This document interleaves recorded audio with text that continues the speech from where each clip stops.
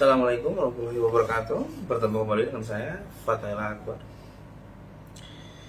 Menjadi perhatian kita, ada yang mengatakan di Spanyol mereka mengeluarkan banteng untuk mencegah orang-orang keluar dari rumah, social distancing katanya.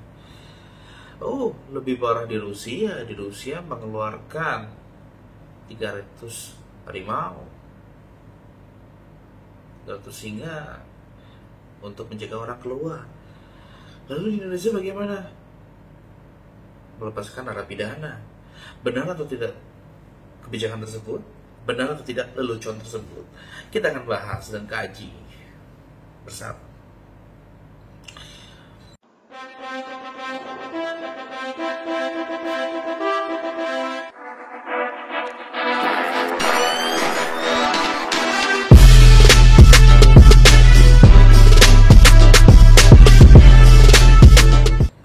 Baik, jika kita melihat secara sederhana, mungkin ada yang bertanya-tanya ya, kalau yang kerja, dia harus work from home. Jadi dia bekerja dari rumah. Kayak saya sebenarnya. Kalau dia kuliah, seperti mahasiswa-mahasiswa saya, dia harus study from home.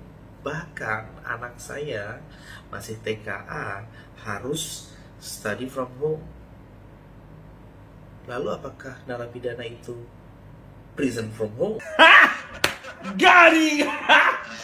Gari!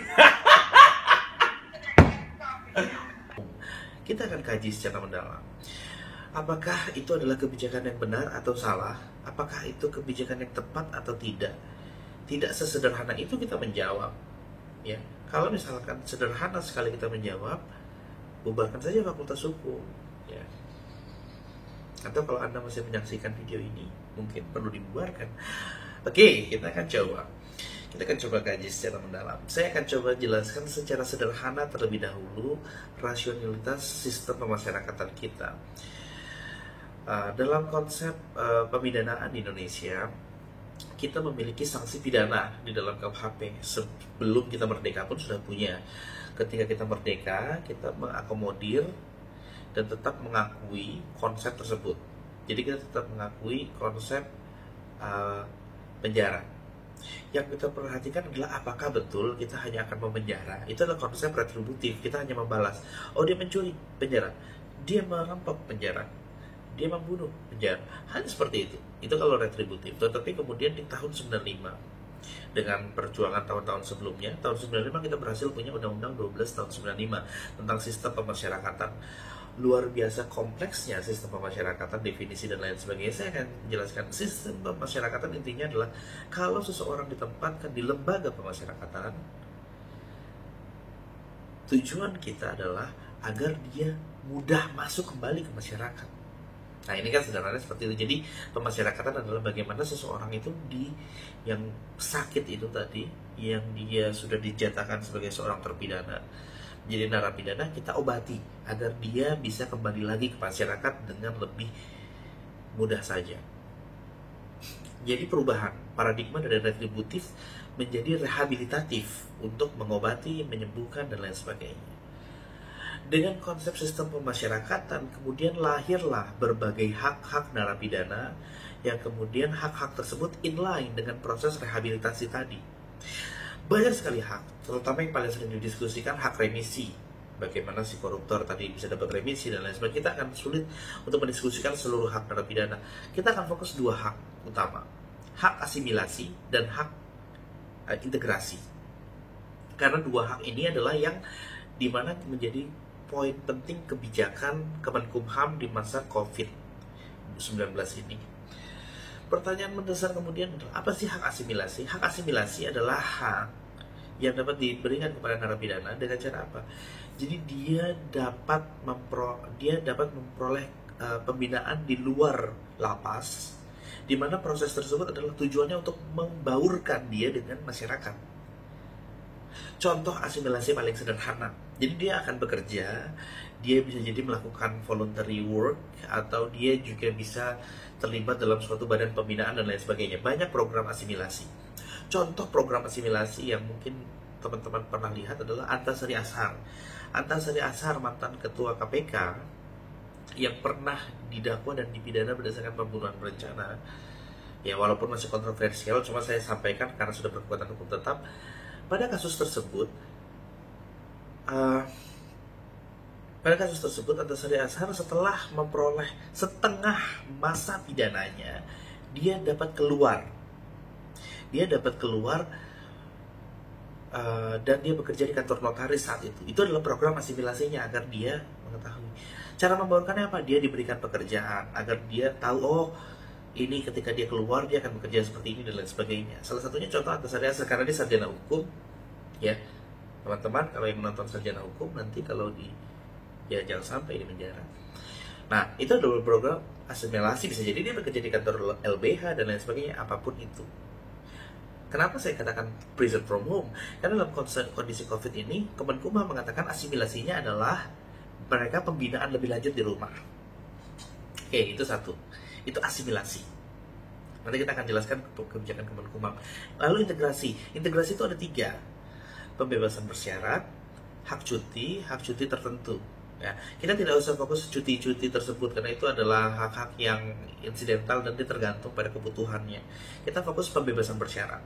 Bedanya asimilasi dan pembebasan bersyarat, asimilasi diberikan setengah masa pidananya, pembebasan bersyarat diberikan 2/3 masa pidananya. Dan itu tidak sederhana.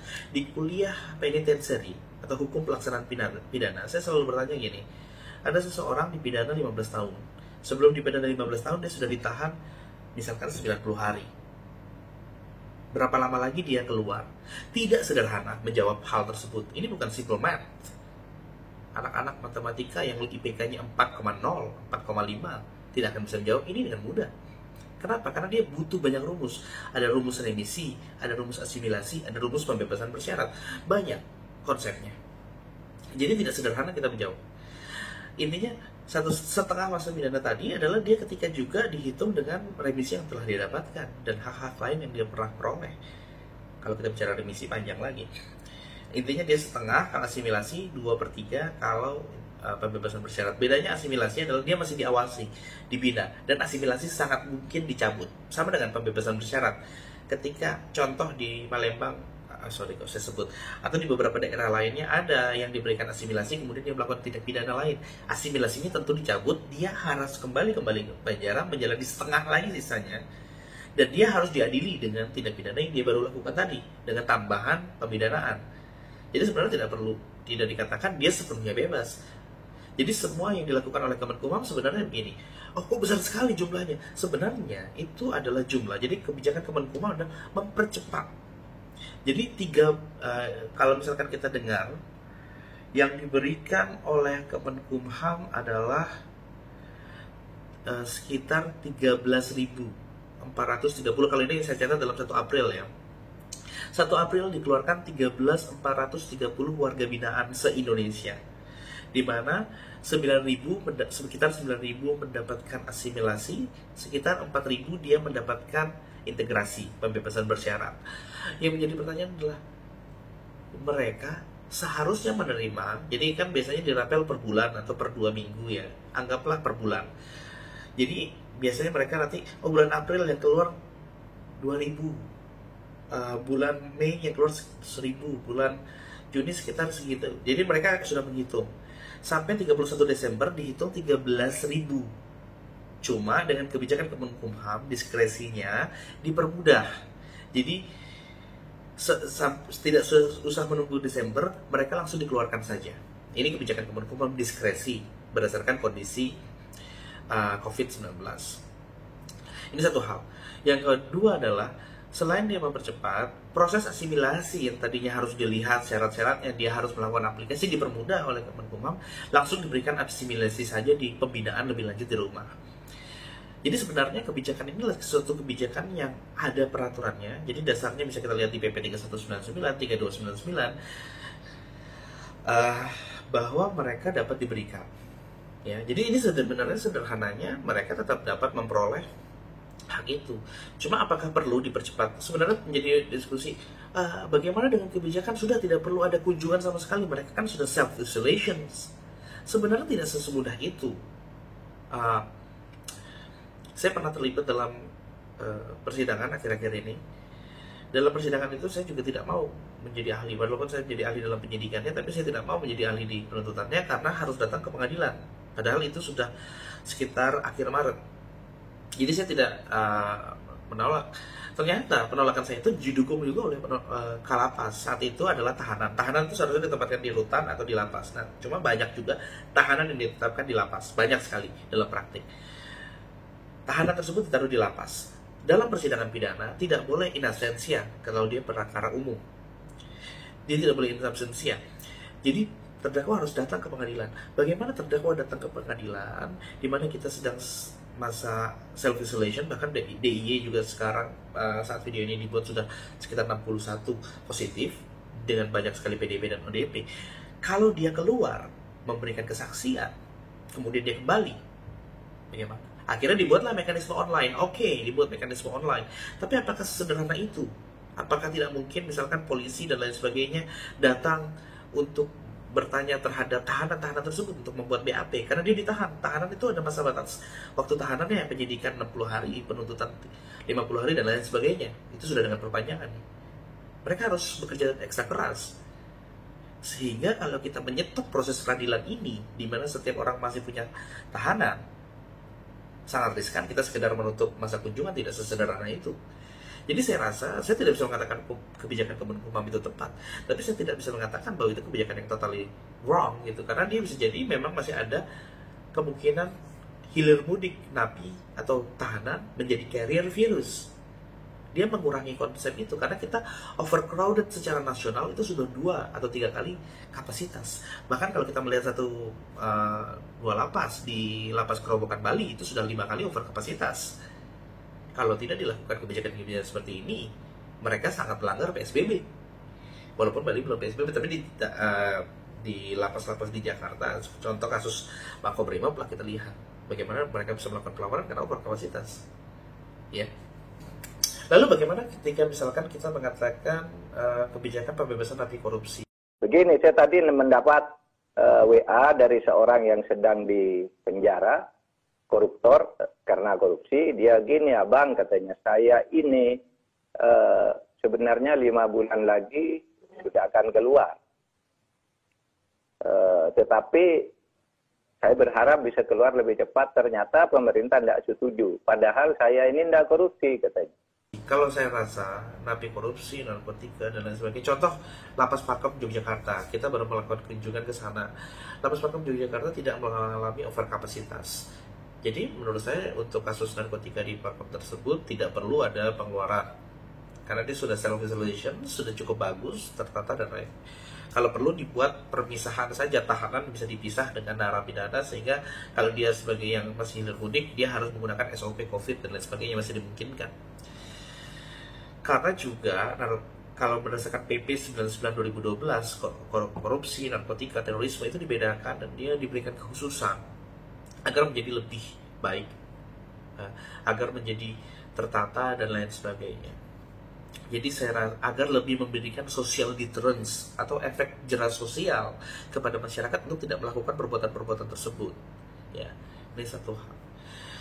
Cuma saya rasa penyelesaian permasalahan ini tidak menyelesaikan masalah utamanya. Kita hanya menyelesaikan gejala-gejalanya. Jadi gejala bahwa pemidanaan yang overkapasitas dan lain sebagainya.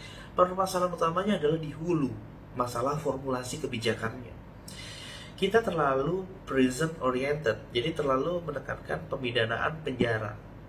Makanya dalam RUU KUHP sudah ditekankan alternatif pemidanaan seperti kerja sosial, kemudian ada pengawasan, kemudian ada bahkan ada pemenuhan hak adat dan lain sebagainya. Itu dijadikan sebagai contoh pemilihan alternatif pemidanaan. Nah, ini yang harus didukung. Formulasi-formulasi ini yang harus didukung untuk menyelesaikan permasalahan overkapasitas. Sama juga menekankan keadilan restoratif di awal. Tetapi belum ada dasar hukumnya kita, dan di dalam RUU KUHP juga sebenarnya sudah terbangun konsep keadilan restoratif yang harusnya kita dukung, ada pemaafan hakim dan lain sebagainya. Jadi saya rasa untuk penyelesaian permasalahan narapidana ini kita harus melihat secara global, kita harus melihat secara lokal keindonesiaan, kita juga harus melihat bagaimana permasalahan-permasalahan ini diselesaikan. Jadi jangan menjudgment kebijakan ini dengan melihat narapidana. Satu hal lagi, ketika kita melakukan kunjungan ke lapas-lapas tertentu ya, kenapa mereka menjadi penjahat lagi? Ini adalah kekurangan dari masyarakat. Karena kita selalu memandang orang yang telah selesai dari lapas adalah penjahat. Sama halnya misalkan orang yang sudah kena positif COVID, dia sudah sembuh nih, sudah boleh pulang, apakah kita akan tetap menganggap dia seorang yang sakit? Kita tidak bisa menganggap dia seorang yang sakit. Kita harus menganggap dia sebagai seseorang yang sudah sembuh dan sudah kembali, dan kita harus mendukung proses penyembuhan itu. Jangan sampai dia kumat lagi. Kesalahan di masyarakat adalah kita selalu menjudge atau memberikan stigma negatif. Itu tidak bisa disalahkan. Banyak kejadian. Akhirnya mereka memilih melakukan tindak pidana lagi. Tidak ada pekerjaan yang menerima, tidak ada sekolah, tidak ada pelatihan yang mau menerima mereka. Akhirnya mereka melakukan tindak pidana lagi. Contoh, sinetron Para Pencari Tuhan misalkan, mereka mantan narapidana. Mereka hampir melakukan kejahatan sampai akhirnya ada yang menerima. Itu satu orang saja. Sebenarnya film itu memberikan nilai bahwa bagaimana kita bisa menerima manusia-manusia tersebut menjadi masyarakat di antara kita lagi, dan kita menyukseskan proses rehabilitasi tersebut. Begitu pesan dari kami. Harapannya dapat memberikan manfaat dan memberikan pemahaman yang luas buat teman-teman semua. Terima kasih.